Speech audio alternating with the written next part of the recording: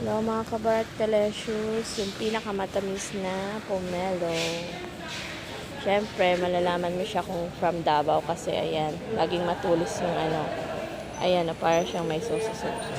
Matutulis talaga yan. Pag made in Davao. Ay, from Davao pala.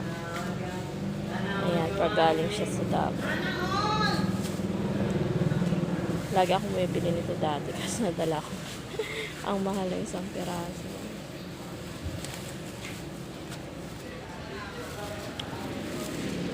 Ito, hindi ito Davao, no? Ito. Pero ito. Pag binalatan mo, kusang natutuklap sa balat. Yung pulp niya. Yes.